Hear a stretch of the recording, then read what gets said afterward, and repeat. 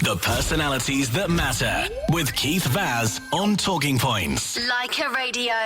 Welcome back. This is Keith Vaz on Talking Points on Leica Radio. My special guest today contracted polio at the age of 1, leaving his right leg totally paralyzed. Yet, by the age of 22, he was placed in the top 10 of the Institute of Chartered Accountants exams. He worked with KPMG, one of the biggest accountancy firms in the world, and he took on the job of an audit manager. He started his own accountancy firm and built it up to $500,000 a year enterprise, but decided to leave accountancy, to set up his own charity, to perform charitable works, and to help the very people who, like him, had been affected by polio. He set up another charity to do with a scholarship in India, and his remarkable journey is obviously going to continue for many, many years. He joins me this morning from Ilford in Essex. Good morning, Arun Patel. Morning, Keith.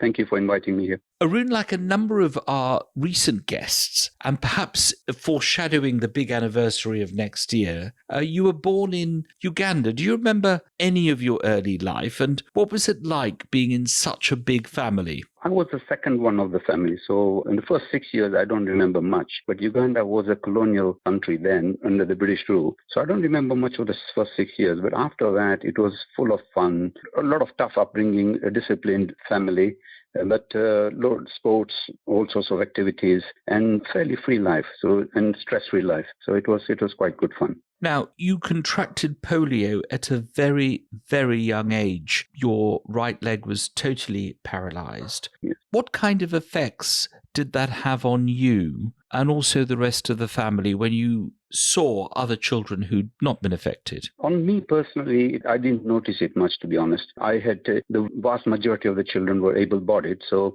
I knew I had to sort of get on with them. And I really haven't felt that I had polio for a long time, till I came to the UK and saw myself walking in front of the glasses, the shop glasses. Till then, I didn't realize how badly I was walking. But so I had sort of taken it on board from a very young age and never felt it. But obviously, my parents were devastated. Did you find yourself being harassed or mocked by other children, or did they just accept this as part of your physical life? No, there was always this mocking or ridiculing or impersonating was always around the corner. But I had sort of gradually built up a thick skin for that, and I wanted to navigate my way with people who actually would take me as a friend and not worry about this. And so it didn't bother me much during my childhood days or even after that.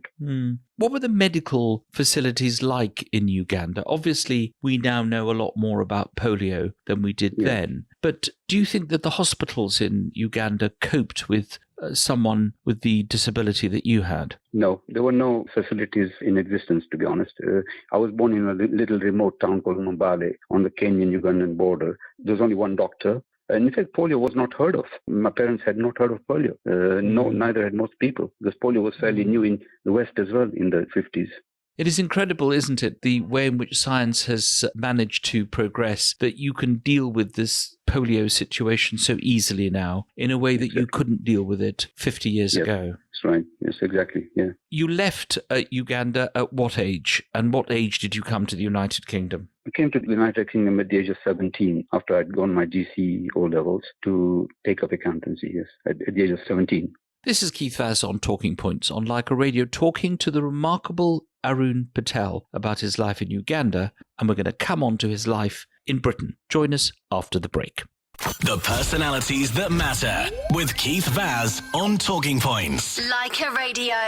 Welcome back. This is Keith Vaz on Talking Points on Leica Radio. I'm talking to the remarkable Arun Patel about his life, contracting polio at the age of 1 and then coming to the UK. Arun, you came here in order to do accountancy at the age of only 17, and you qualified as an accountant despite your illness. What was it like coming from Uganda to a place like Britain? It was quite daunting. I was lonely on my own. I didn't have any friends or relations here, and I had to look for a job, which is, they call it articles, so that I could start studying for the exams. And the exams would be on sort of correspondence course only. So it was totally different, totally alien. But, I knew I had a single purpose in mind. I had to get on with it and achieve something in life.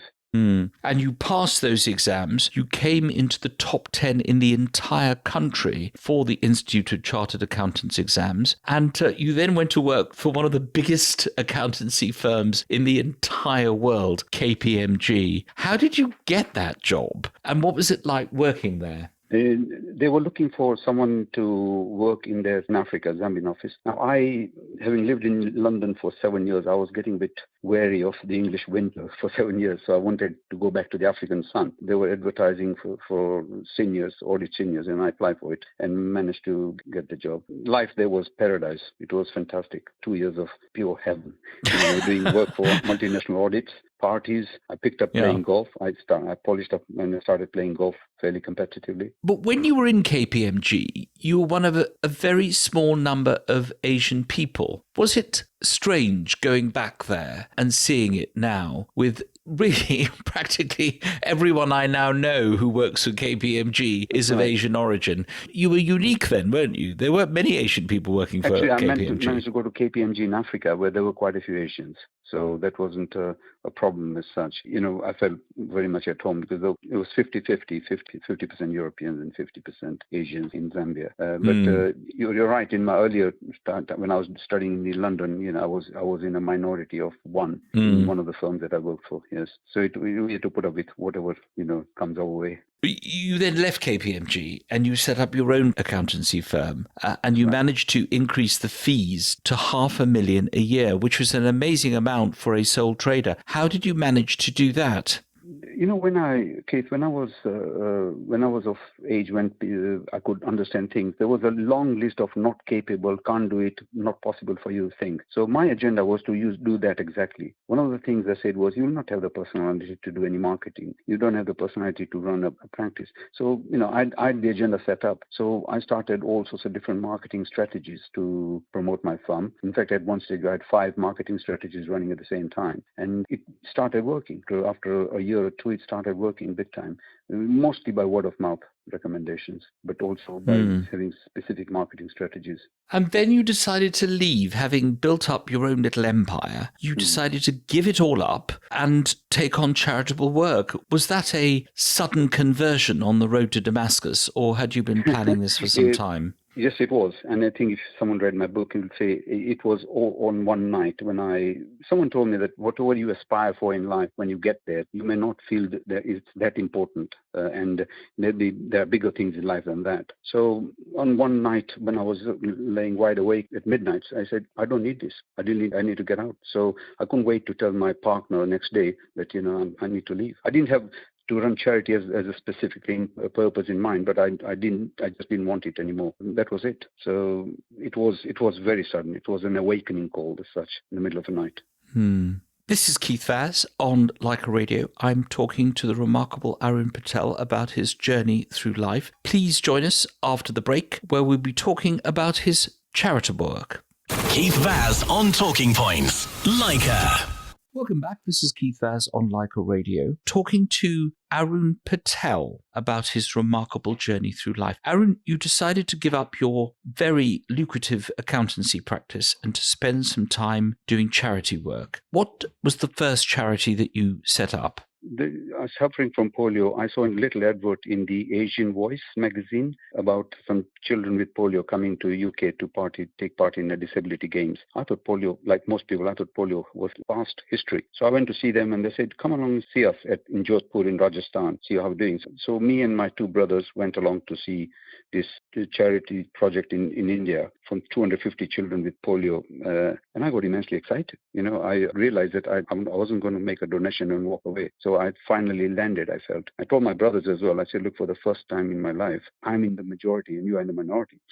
I said, it doesn't matter whether you're crawling or limping or, struggling to walk. So we started a charity called Polio Children to support this place where they had 2 big needs. The water was not regular. The electricity was disrupted most of the time. There was no future for the children after the 12th grade to go for further education. And the girls, most importantly, the girls in the hostel, there was no place for the girls to stay, and they were going to be sent home. So we decided to set up a fund to build a hostel for the girls. So within a year, we managed to raise £150,000 and set up a hostel, a purpose-built hostel for disabled girls, 150 girls, to give them some hope and future for education. And also we started the university education program. You then set up a university education program, another charitable trust set up in the name of Tejaswini Viklang. What was that supposed to achieve? My nephew in India from Gujarat saw us doing this work, and he said, look, he knows quite a few people senior students who are struggling. Some of them were struggling because of financial challenges and their studies were disrupted. So if we could do something about it. I looked at them and found, yes, there were some really worthwhile cases, people who have now turned out to be nurses, dentists, engineers, whose entire career was ruined because they didn't have the necessary finances to pay for the fees and things like that. So, we set up a charity called Tejaswini Viklang Foundation for that purpose. Arun Patel, how does it make you feel when you see the faces of those people who have benefited directly from your charitable contributions? Full of joy and pride, more for them than me. A lot of them I've seen them in a situation, they were in a pretty hopeless situation. And then a few years later, when they turn up and see me, and I see a complete change in them. We have turned the social tables upside down in India, especially, where a disabled girl had no place in the society, and suddenly she's the main breadwinner in the house. It's quite an achievement. It's quite a transformation. And with the founder of one of the charities there, Dr. Manaklau, he said that you don't know what you guys have done. You have changed the history of 1,000 years history here by empowering disabled girls to forge ahead. So it's been very rewarding, very rewarding. This is Keith Vaz on Leica Radio on Talking Points. I'm talking to Arun Patel about his remarkable journey from senior accountant to charitable giver despite his polio affliction from the age of 1. When we come back, we're going to be talking about his awards and accolades. Join us after the break. The personalities that matter with Keith Vaz on Talking Points. Leica Radio. Welcome back. This is Keith Vaz on Talking Points. I'm talking to Arun Patel about his remarkable journey through life. Arun, you received a lot of awards, including being granted an audience with the President of India himself, Abdul Kalam. What did that make you feel like when you walked into the presidential palace and met the President of India? After having negotiated the very heavy security on the place, I felt great. I felt, the President of the world, one of the biggest countries in the world, having time for me, I couldn't, it was just too much to take in. But he was very, very courteous, very calm. We engaged ourselves into a fairly intelligent conversation. He offered us tea and cakes, and he was always very attentive and courteous. So, I didn't feel as if I was talking to the president of the country. He was very, very accommodating. You then had an even bigger accolade than meeting the President of India. You actually held the torch for the United Kingdom at the London Paralympics in 2012. You were one of only 8 torchbearers, if I can call you that. That must have been an absolutely incredible honour. It was totally out of the blue. Since 1964, I've been watching Olympic Games and things like that, and I had never dreamt that one day I would be taking part in the 2012 Paralympics. I couldn't express my words. I was so proud to represent UK. To carry the torch. The torch became very heavy in demand. Everyone wanted to touch it, but it was a fantastic time for me.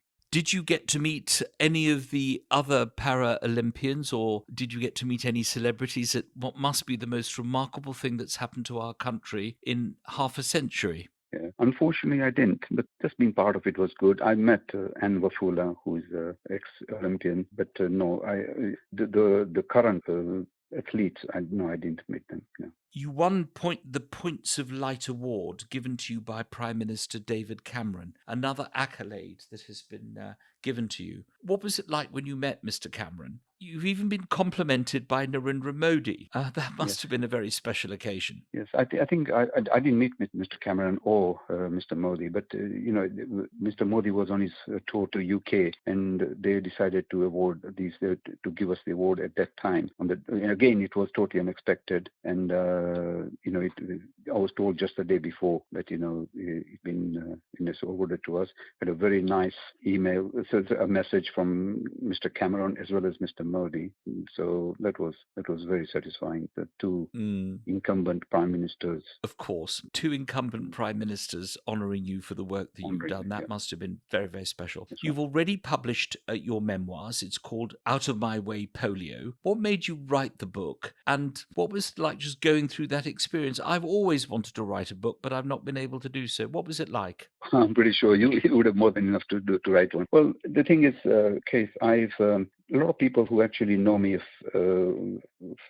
close people, they kept on saying that, having transversed 4 continents, and there's enough in my life to worth a memoir. But I wasn't really keen on it till the pandemic started 2 years ago. And I was talking to a couple of ladies in a wheelchair, Victor Nalule and Anwafula, both of them wheelchair, both of them coming from a much severe testing background than mine, both of them polio victims. And I said that I'm thinking of putting some things down about my life. They said, look, Arun, it's not a question of thinking. You owe it to the disabled. And that was it. So I thought, okay, he said, you owe it to the disabled because, they'll take inspiration from that. So I decided to put it down. It took about 3 months of writing about 2 or 3 hours a day. Unfortunately, I had destroyed all my diaries and everything else 2 months before then. So it was all from my memory. But, I enjoyed the experience. It was to bring everything out in the open, things that I was hiding or things I didn't want to say. But, it turned out to be quite good, quite a good experience at the end. And a lot of people with able-bodied have said that,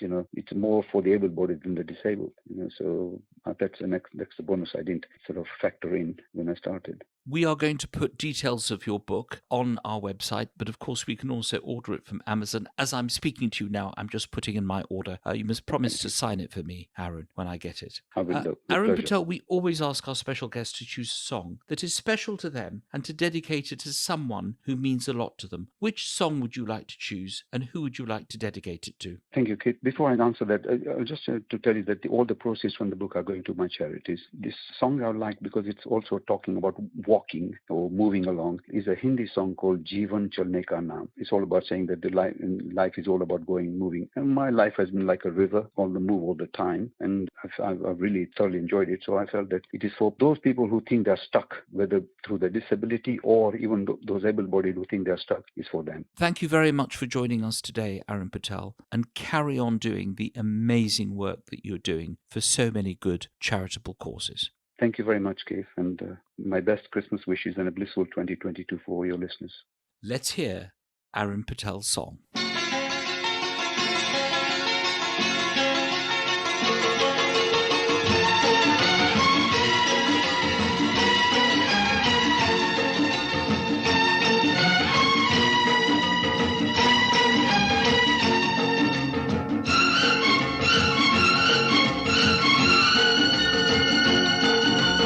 जीवन चलने का नाम चलते रहो सुबह शाम जीवन चलने का नाम चलते रहो सुबह शाम के रास्ता कट जाएगा मित्रा के बादल छट जाएगा मित्रा के दुख से झुकना ना मित्रा के एक पल रुकना ना मित्रा ओए जीवन चलने का नाम चलते रहो सुबह शाम जीवन चलने का नाम चलते रहो सुबह शाम के रास्ता कट जाएगा मित्रा के बादल कट जाएगा मित्रा के दुख से झुकना ना मित्रा के एक पल रुकना ना मित्रा जीवन चलने का नाम चलते रहो सुबह शाम जीवन चलने का नाम चलते रहो सुबह शाम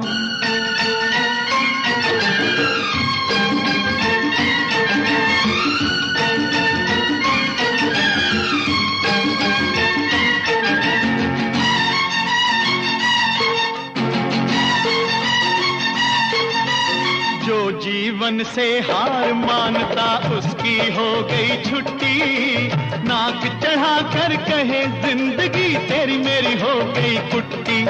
ओए जो जीवन से हार मानता उसका हो गया छुट्टी, नाक चढ़ा कर कहे जिंदगी तेरा मेरा हो गया कुट्टी। ये रूठा यार मना मित्रा, के यार को यार बना मित्रा, न खुद से रहो खफा मित्रा, खुद ही से बने खुदा मित्रा। जीवन चलने का नाम, चलते रहो सुबह हो शाम। जीवन चलने का नाम, चलते रहो सुबह हो शाम।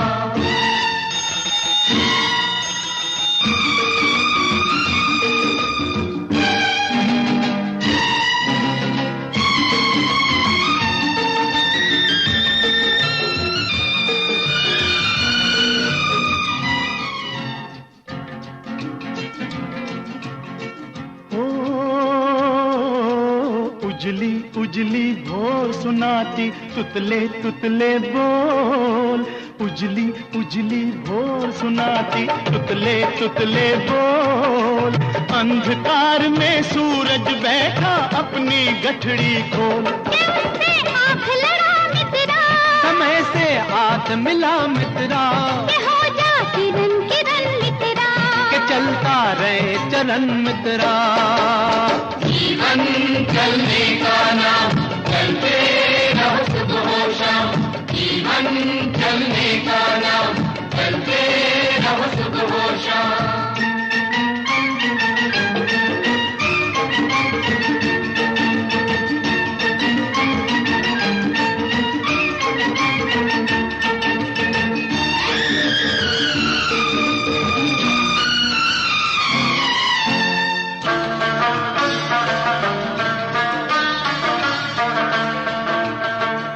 चली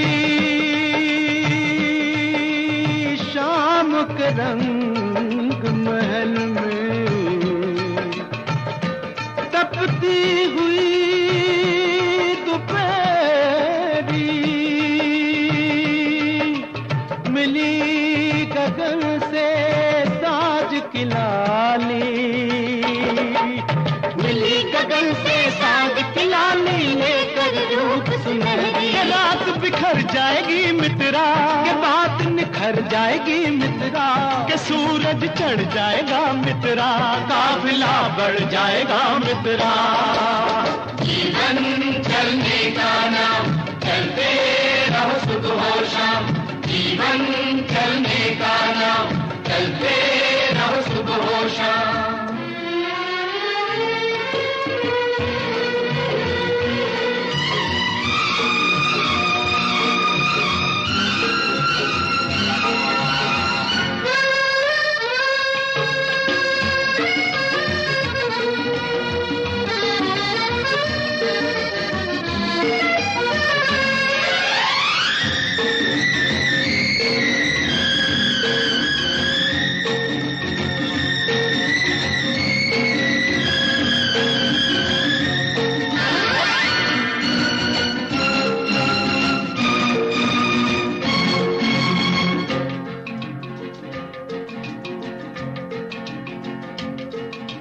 हिम्मत अपना दीन धर्म है, हिम्मत है ईमान। हिम्मत अल्लाह, हिम्मत बहादुर, हिम्मत है भगवान। ओए हिम्मत अपना दीन धर्म है, हिम्मत है ईमान। हिम्मत अल्लाह, हिम्मत बहादुर, हिम्मत है भगवान। इस पे मरता जा मित्रा, सजदा करता जा मित्रा, के शीश झुकाता चल मित्रा, के जग पर चाहता जा मित्रा। जीवन चलने का नाम, चलते रहो सुबह हो शाम। जीवन चलने का नाम, चलते रहो सुबह हो शाम।